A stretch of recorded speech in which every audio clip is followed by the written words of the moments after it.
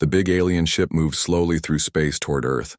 It was huge and shiny, covered in smooth metal that looked like silver. The ship was called Harmony's Edge, and it carried aliens from many different worlds. These aliens had never met humans before, but they had heard stories about the strange creatures that lived on the blue planet. Captain Zixandra stood on the bridge of her ship. She was tall and thin, with purple skin that changed colors when she felt different emotions. Right now her skin was a calm blue color because she felt peaceful. Zixandra belonged to a race called the Melodians. They were very special because they talked to each other using musical sounds instead of words. The Melodians loved music more than anything else in the universe. But their music was very different from what humans might know. It was perfect and mathematical. Every note had to be exactly right, or it would hurt their sensitive ears. To them, music that was not perfect was like a terrible sickness. Other aliens on the ship were just as picky about sounds. There were the Resonari, who looked like walking crystals. When they heard music, their bodies would glow and vibrate in perfect rhythm.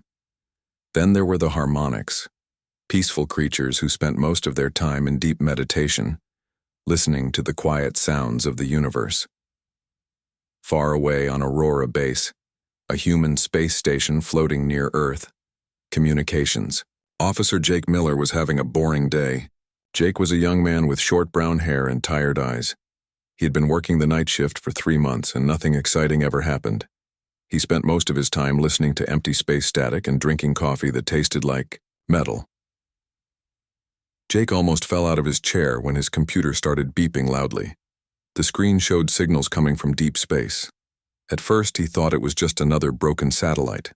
But as he listened more carefully, he realized the sounds were too organized to be random. Someone or something was trying to talk to Earth. Dr. Lisa Park rushed to the communications room when Jake called her. Lisa was a smart woman who studied alien life, though she had never actually met any aliens before. She wore thick glasses and always carried a notebook full of theories about what aliens might be like. When she heard the signals, her hands started shaking with excitement. The alien message was beautiful. It sounded like a choir of angels singing in perfect harmony.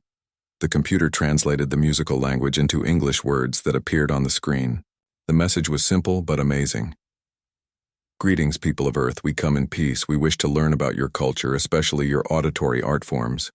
Please share examples of your music so we may understand your species better. Lisa could not believe it. Real aliens were asking for human music. This was the most important moment in human history. She immediately started planning what songs to send back. She thought about classical music by composers like Mozart and Bach, maybe some smooth jazz or peaceful folk songs. She wanted to show the aliens that humans were sophisticated and cultured. While Lisa made her careful plans, Tony Garcia was fixing a broken power cable in the maintenance tunnels below the communications room. Tony was a simple guy who liked to work with his hands. He had been fixing things on space stations for 10 years, and he knew every wire and circuit on Aurora Base. To make the boring work more fun, Tony always listened to his favorite music while he worked. Tony loved heavy metal music. The louder and more aggressive, the better. He had thousands of songs stored on his personal music player, from classic bands like Metallica and Black Sabbath to newer groups that made even more noise. When Tony worked, he would plug his music player into whatever sound system was nearby and turn the volume up high. On this particular day, Tony was fixing a damaged power coupling that connected to the main communication array. The work was tricky, and he needed both hands free. So he plugged his music player directly into the base's communication system, just like he always did when he worked in that area. He had done this hundreds of times before, and nothing bad had ever happened. Tony did not know that Dr. Park had opened a direct communication channel to the alien ship. He also did not know that when he pressed play on his music device, it would not just play through the local speakers. Instead, his music would be broadcast directly into space, straight to the sensitive ears of creatures who had never heard anything like it before. The first song that started playing was Master of Puppets by Metallica. The heavy drums kicked in like thunder. The electric guitars screamed with distortion and power.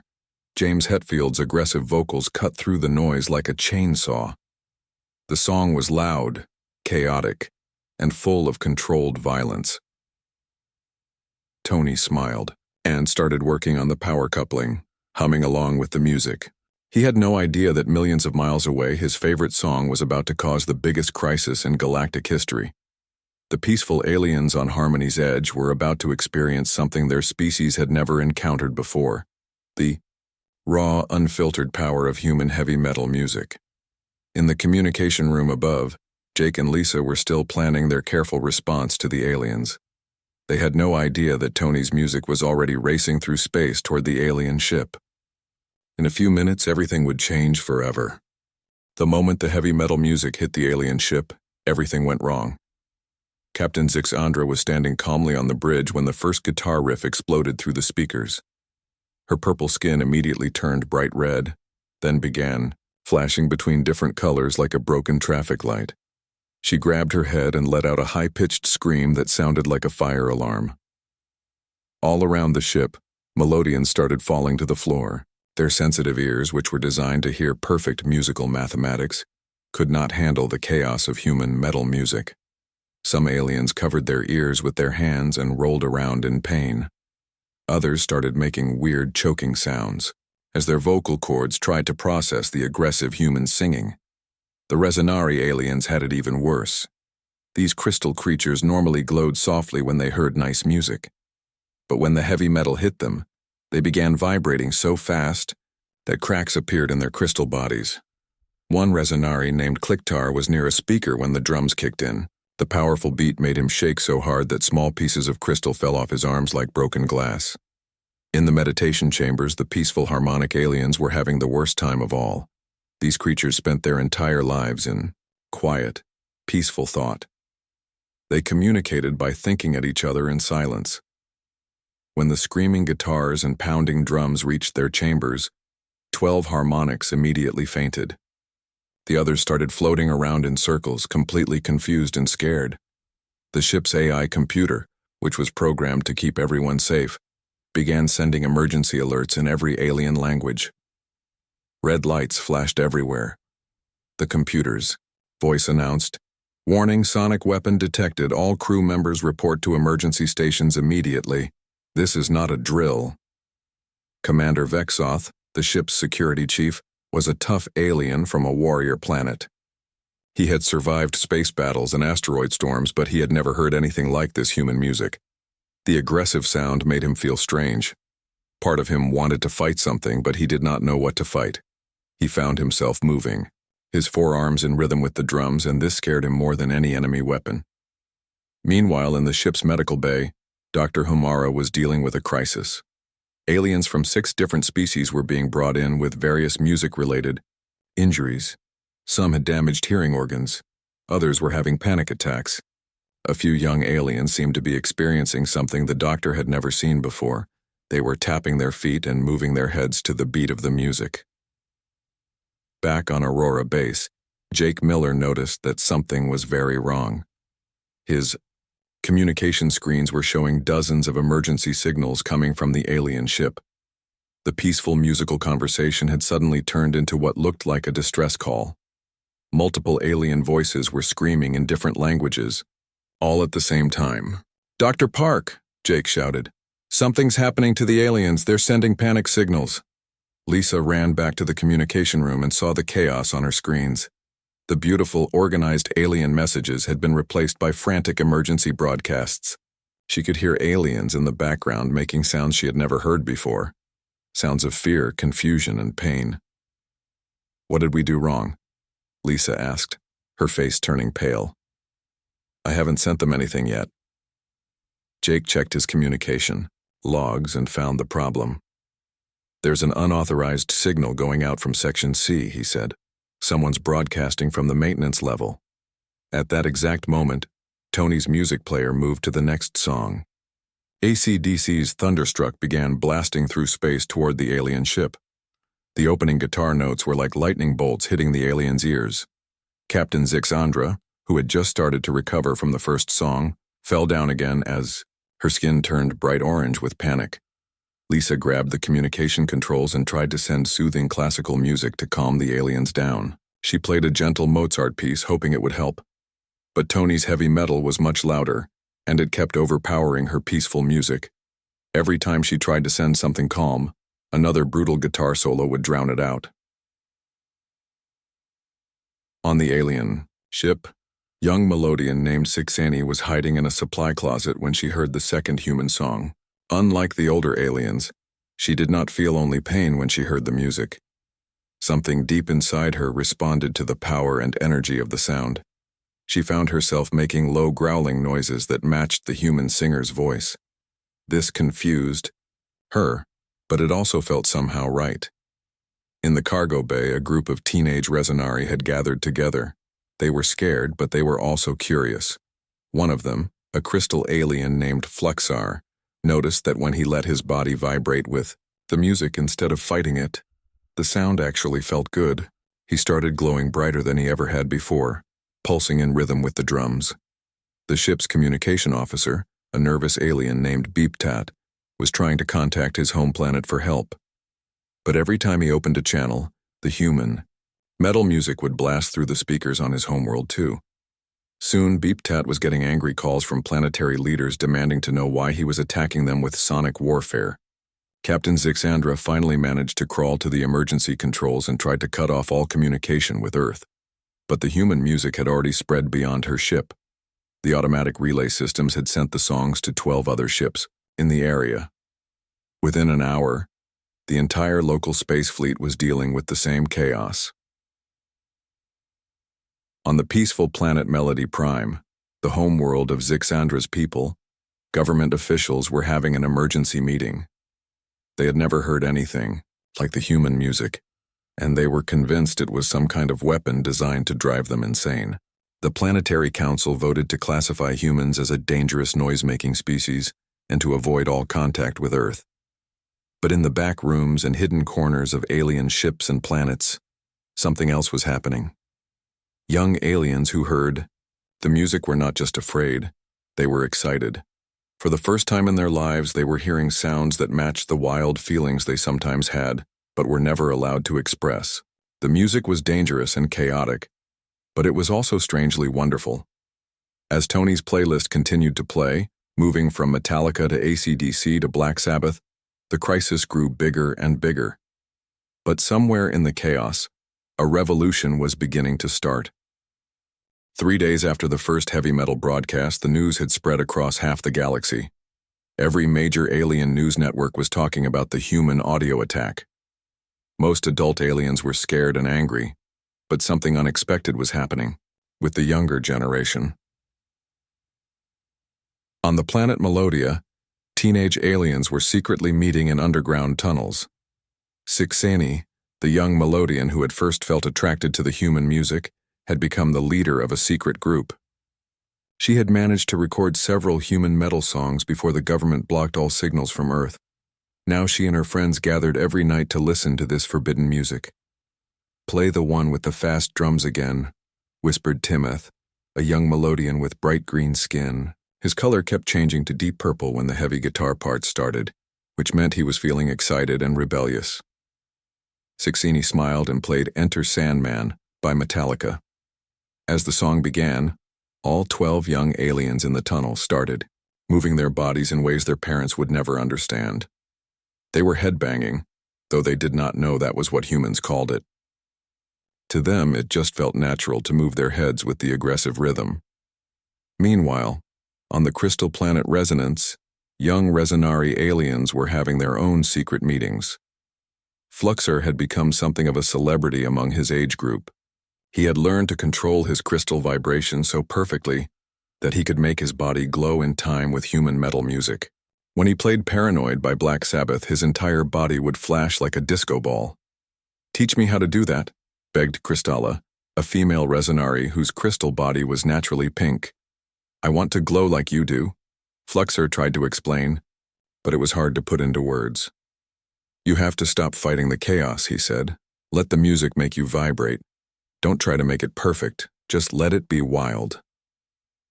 The adult aliens did not know about these secret meetings. They were too busy having emergency government sessions about the human threat. The Galactic Cultural Council had called a special meeting on the neutral planet Peace Station. Representatives from 50 different alien species came together to discuss what to do about Earth and its dangerous music. Council leader Wisem, an ancient alien with a brain the size of a small car, stood up to address the crowd. His species, the Cerebrals, were known for being the smartest creatures in the galaxy. "Fellow beings," he said in his slow, deep voice, "we face a crisis unlike any in our recorded history. The humans have created audio patterns that cause chaos in our ordered minds." The other council members agreed loudly. Representative Sharptooth from the warrior planet Agros said, "My people have fought in 1,000 wars, but this human noise makes us feel strange. It makes our young warriors want to hit things for no reason." "It is clearly a weapon," declared High Priestess Calm Mind from the meditation world Serenity. "My people have achieved perfect peace for 10,000 years. But after hearing this human chaos music, some of our youth have been found making loud noises and moving their bodies in violent ways." As the council debated, a junior aide named Smallbrain was setting up the audio equipment for the meeting. Smallbrain was young and curious, and he had secretly downloaded some human music files to understand what all the fuss was about. He thought the council members should hear a small sample so they could make a better decision. Without telling anyone, Smallbrain connected his music player to the council chamber's sound system. He planned to play just a few seconds of a gentle human song, but he accidentally selected Enter Sandman by Metallica, and he forgot that the chamber speakers were set to maximum volume. The moment the heavy drums and guitars exploded through the council chamber, complete chaos erupted. Council leader Wisem's giant brain started glowing bright red as he tried to process the aggressive sound patterns. Half the council members ran screaming from the room. Representative Sharptooth began roaring and smashing his chair with his fists, but he was smiling while he did it. High Priestess Calm Mind fainted immediately, but 3 younger priestesses who were with her started moving their bodies to the rhythm. They had never felt anything like this before, and they found it surprisingly pleasant. The meeting was canceled, but word of what happened spread quickly. Soon, every alien government was demanding that their scientists study these human audio weapons. But the more the scientists studied heavy metal music, the more confused they became. Dr. Humara, the ship's doctor from Harmony's Edge, had been studying the effects of human music for weeks. She had discovered something very strange. While the music clearly caused distress in adult aliens, it seemed to have a completely different effect on younger aliens. Instead of pain and confusion, many young aliens experienced what she could only describe as emotional release. Back on Aurora Base, Dr. Amanda White had arrived to help handle the crisis. Amanda was a human expert on alien cultures, though she had never dealt with anything like this before. She was a middle-aged woman with gray hair and kind eyes who had spent her career studying how different species communicate. "Jake," she said to the communications officer, "show me exactly what happened." Jake led her to the maintenance area where Tony had been working. Tony was there now, looking very embarrassed and worried. He had learned that his music had caused an intergalactic incident, and he was afraid he might start a war. "I'm sorry, Dr. White," Tony said sadly. "I was just trying to make my work more fun. I had no idea aliens would be listening." Amanda listened to Tony's playlist and began to understand what had happened. The music was aggressive and chaotic, but it was also emotional and powerful. She realized that these songs expressed feelings that the highly controlled alien societies probably never allowed their people to have. "Tony," she said slowly, "I don't think you've caused a war. I think you might have accidentally started a revolution." Far across the galaxy, in hidden places on dozens of alien worlds, young creatures were gathering in secret to listen to human heavy metal. They did not understand the words, but they understood the feelings. For the first time in their lives, they were hearing music that matched the wild, rebellious emotions they had always been taught to suppress. The adult aliens called it chaos and madness, but the young aliens were beginning to call it something else entirely. They called it freedom. 3 months had passed since the first heavy metal broadcast, and the galaxy was changing in ways no one expected.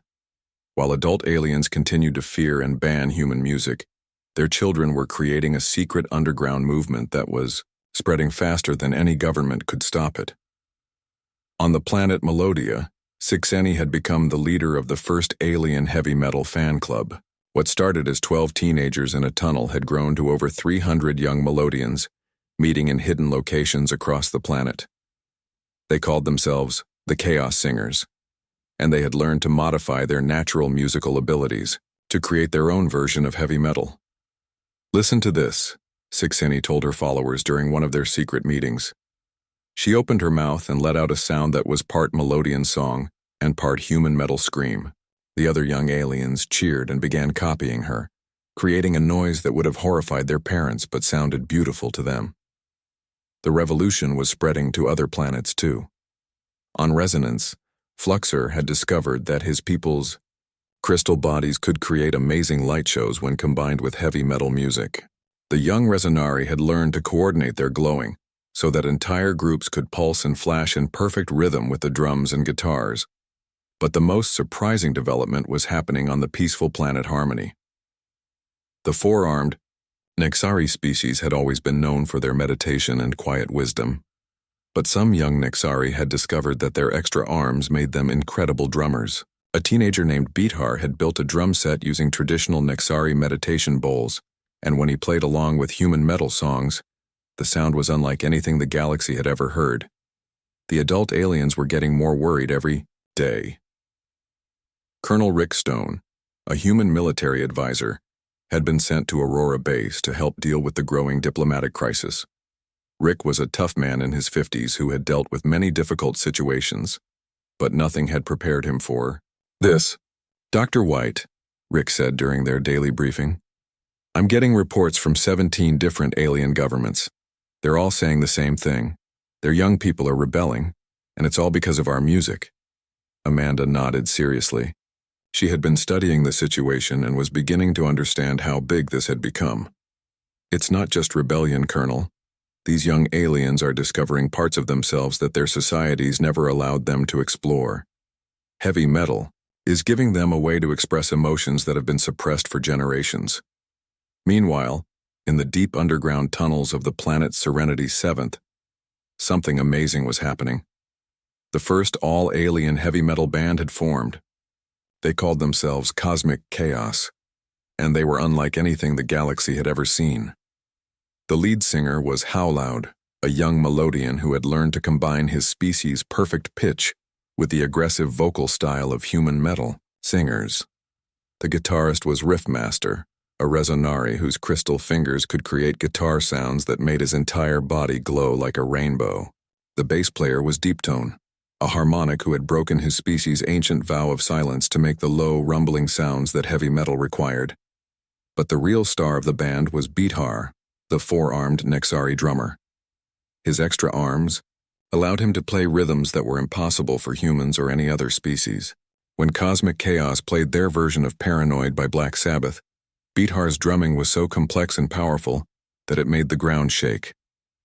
The band practiced in secret for weeks before they were discovered. A group of adult harmonics found their hidden practice space and tried to stop them. But when the authorities heard Cosmic Chaos play, something unexpected happened. Some of the older aliens found themselves tapping their feet to the rhythm, even though they were supposed to be arresting the young musicians. Word of the alien metal band spread through the underground network faster than light-speed communication. Young aliens across the galaxy began forming their own bands, each one adding their species' unique abilities to the heavy metal sound. The Melodians created harmonic metal that maintained their mathematical precision while embracing controlled chaos. The Resonari developed crystal metal that turned concerts into amazing light shows. Captain Ben Fisher, commander of the human diplomatic vessel Liberty, was trying his best to manage the growing crisis. Ben was a calm, experienced diplomat who had helped negotiate peace treaties between human colonies. But this situation was unlike anything in his training. "The alien governments are demanding that we stop all music broadcasts," Ben reported to Earth Command. "But their own young people are smuggling our songs faster than we can monitor. Some alien teenagers have learned to sing human metal songs better than humans can." The situation reached a breaking point when the teenage daughter of the Galactic High Chancellor was caught at an illegal cosmic chaos concert. Princess Rebelheart of the cerebral species had been missing for 3 days when security forces found her in the underground tunnels of Serenity 7th. She was headbanging along with 300 other young aliens while cosmic chaos played their cover of Highway to Hell. When the security forces tried to arrest her, Princess Rebelheart did something that shocked everyone. She grabbed the microphone from How Loud and began screaming the lyrics to Highway to Hell in perfect English. Her giant cerebral brain, which was supposed to be used only for logical thinking, had memorized every word of the song. The arrest of the Chancellor's daughter made galactic news within hours. Adult aliens who had been trying to ignore the youth music problem suddenly realized how serious it had become. Even the children of the most important leaders in the galaxy were part of the heavy metal underground. Emergency meetings were called on every major planet. Military forces were sent to search for underground metal clubs, but for every club they shut down, 3 more appeared in different locations. The young aliens had become experts at hiding their activities and communicating through secret networks. Dr. Sue Adams, Earth's lead expert on alien psychology, was called in to help solve the crisis. Sue was a brilliant scientist who had studied how music affects the brain. When she analyzed the reports from alien worlds, she made a discovery that would change everything. Colonel Stone, Dr. White, Sue said during an emergency meeting. I think we've been looking at this situation all wrong. The alien governments think heavy metal is a weapon that's harming their people. But my research shows something completely different. Sue pulled up charts and brain scans on her computer. Heavy metal music is actually helping these young aliens. It's giving them a safe way to express emotions that their societies have been suppressing. Instead of causing violence, the music is preventing it by providing an outlet for natural, aggressive feelings. As Sue explained her findings, reports were coming in from across the galaxy. Crime rates among young aliens were dropping. Teenage rebellion, which had been growing in many alien societies, was decreasing in areas where heavy metal was available. The music wasn't making aliens more violent, it was making them healthier. The underground metal revolution was about to force the entire galaxy to reconsider everything they thought they knew about music, emotion, and what it meant to be truly civilized. The crisis reached its highest point when Princess Rebelheart refused to apologize for her involvement in the heavy metal underground. Standing before the entire Galactic Council, with her father, the High Chancellor, watching in shock, she did something that would be remembered forever in galactic history. I will not say I am sorry for finding music that makes me feel alive, the young princess declared. Her giant brain was glowing bright blue, which meant she was speaking from deep emotion rather than pure logic. For the first time in my life, I understand what it means to feel wild and free. Human heavy metal has taught me that chaos and order can exist together. Her words were broadcast across the galaxy, and young aliens everywhere cheered. The underground movement was no longer hiding. They were proud of what they had discovered, and they were not going to give it up. Dr. Sue Adams saw this as the perfect opportunity to present her research to the Galactic Council. She had been studying the effects of heavy metal on alien psychology for months, and her findings were revolutionary. Sue stood before the council with confidence, knowing that what she was about to say would change everything. Honored leaders, Sue began, you have been treating heavy metal music as a dangerous weapon, but my research proves that it is actually a powerful tool for mental health and social stability. The alien leaders looked skeptical. High Chancellor, Brainmaster, father of Princess Rebelheart, spoke first. Human doctor, how can you claim that this chaotic noise promotes stability? Our young people are rebelling against everything we have taught them. Sue smiled and activated her presentation. Images of brain scans appeared on the huge council chamber screens. Your Excellency, what you call rebellion is actually healthy emotional development. Heavy metal music provides a safe outlet for natural, aggressive feelings that all intelligent species experience, but many alien societies have learned to suppress. She showed the council data from dozens of alien worlds. Look at these statistics. On planets where young aliens have access to heavy metal music, crime rates are down 30%. Incidents of actual violence among teenagers have dropped by 50%. The music is not causing aggression. It is channeling it in a positive direction. Captain Zixandra, who had been the first alien to experience human heavy metal, stood up to address the council. She looked very different than she had months ago. Her purple skin now had streaks of silver in it, and she wore what humans would recognize as alien dreadlocks. Around her neck was a translation badge that read, Metallica. Fellow beings, Zixandra said, I was the first to call human music a weapon. I was wrong. In the past 3 months, I have studied this music carefully. I have learned that what we perceived as chaos is actually a sophisticated form of emotional expression. The humans have taught us something we never knew we were missing. The council chamber erupted in surprised murmurs. No one had expected the captain who first reported the human audio attack to defend heavy metal music. Commander Vexoth, the warrior alien who had been confused by his reaction to the music, also stood to speak. I have watched my young warriors carefully since they began listening to human metal. They are not more violent. They are more focused. The music helps them control their natural fighting instincts instead of being controlled by them. As more aliens spoke in favor of heavy metal, a new plan began to form. Dr. Amanda White proposed something that had never been tried before in galactic history: a cultural exchange program that would officially introduce human music to alien societies, but in a controlled and educational way.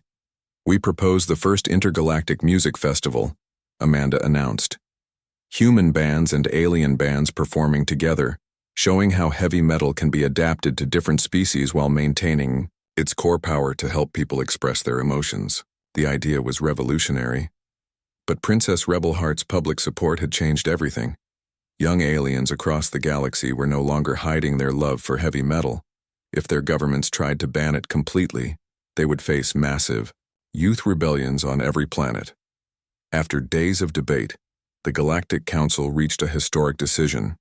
They would allow the music festival to take place, but with strict guidelines. Scientists from every species would study the effects of the music to make sure it was truly beneficial and not harmful. The first intergalactic music festival was held on the neutral planet Harmony Station. Representatives from hundreds of worlds came to watch as humans and aliens performed together for the first time. Tony Garcia, the maintenance worker whose accidental broadcast had started everything, was given a place of honor as the opening speaker.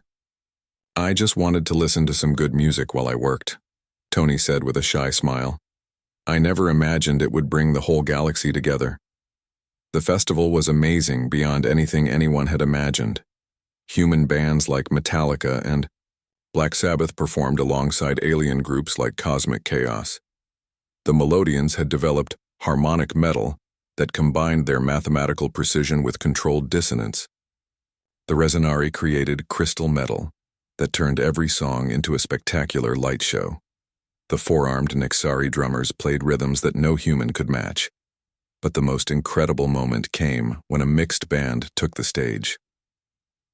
Howlud, the Melodian singer, performed with human guitarist Jack Wilson and Nixari drummer Beathar. When they played their version of Enter Sandman, the audience of humans and aliens headbanged together in perfect unity. Dr. Humara, the ship's doctor, who had first treated aliens suffering from heavy metal exposure, presented her final research to the festival attendees. We have learned that music is a universal language that transcends species barriers, she announced. Heavy metal in particular speaks to emotions that exist in all intelligent life forms. The humans have given us a gift we did not know we needed. Captain Zixandra delivered the closing speech of the festival. Standing before thousands of humans and aliens, she spoke words that would be remembered for generations. 6 months ago, we thought human heavy metal was a weapon designed to destroy our minds, she said.